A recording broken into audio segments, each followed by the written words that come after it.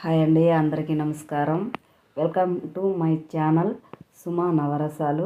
నేను గుత్తి వంకాయ కూర చేస్తున్నా. దానికి కావాల్సిన పదార్థాలు చూడండి. వేడి శనగలు వేపుకున్నాను, అలాగే ధనియాలు జీలకర్ర వేసుకున్నాను, 3 ఎర్రగడ్డలు,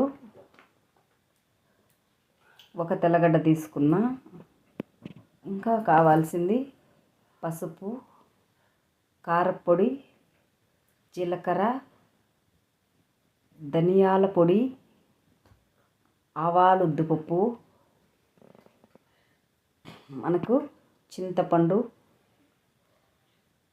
కొత్తిమీర కావాలండి. కొత్తిమీర చూడండి. వీటినన్నిటినీ మిక్సీలో పట్టుకోవాలి. చూడండి, మిక్సీ జార్లోకి ఏమేమి వేసుకోవాలి: ఎర్రగడ్డ ముక్కలు, తెల్లగడ్డ పాయలు, ఇంకా ఏంపి పెట్టుకున్న ధనియాలు, శనక్కాయ పప్పులు, వాటినన్నిటిని మిక్సీలో వేసుకొని వాటి తర్వాత మనము ఇంకా వేయాల్సింది ఏంటంటే కొత్తిమీర, కొద్దిగా పచ్చిమిర్చి. అంటే నేను ఒక్క పచ్చిమిర్చే తీసుకుంటున్నానండి, ఎక్కువ పచ్చిమిర్చి నేను వాడను. ఒక్క పచ్చిమిర్చి ఒక్కటి వేసుకున్నామా, ఇంకా మిక్సీకి పట్టేసుకోవాలి. మిక్సీ పట్టేసుకున్నామా, చూడండి. అందులోకి అది కొద్దిగా పేస్ట్ అయింది కదా, దాంట్లోకి మనం ఏం వేసుకోవాలంటే కొద్దిగా మన కారం ఎంత అయితే సరిపోతుంది అనుకుంటామో అంత కారం తీసుకోవాలి. నాకు చిన్న స్పూన్ కాబట్టి నాకు ఎంత కావాలో అంత వేసుకున్నా. పసుపు, ధనియాల పొడి, కారం పొడి వేసేసుకున్నాను.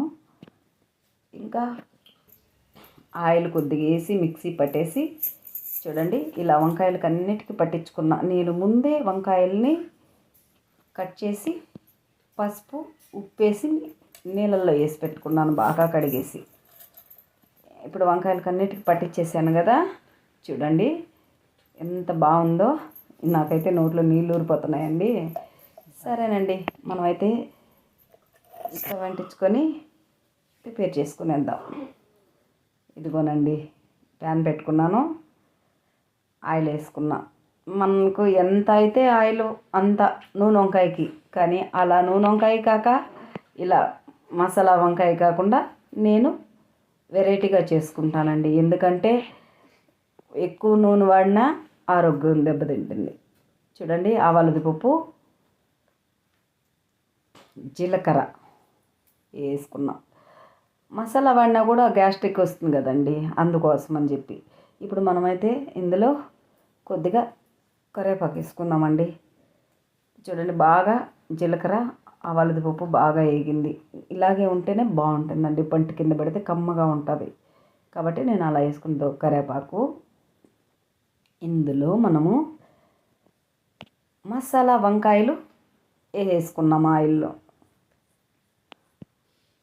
ఇంకా వంకాయలు బాగా ఫ్రై అవ్వాలండి. అలాగే మంట పెద్దదిగా పెట్టుకుంటే అడుగంటకు పోతుంది, అంటే మాడిపోతుంది.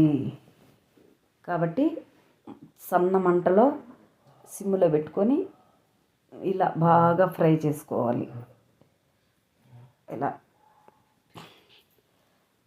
ఈ ఫ్రై చేసుకునేలోగా మనము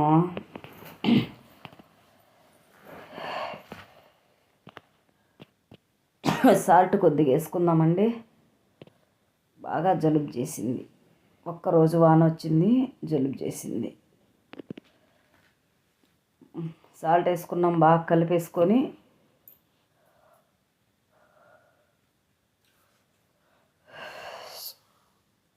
కొంతసేపు మూత పెట్టుకుందామండి.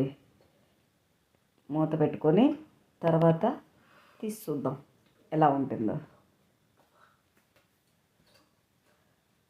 చూడండి, సూపర్గా ఉంది. చెప్పాను కదా నోరు ఊరిపోతుందని. గుత్తి వంకాయ కూర.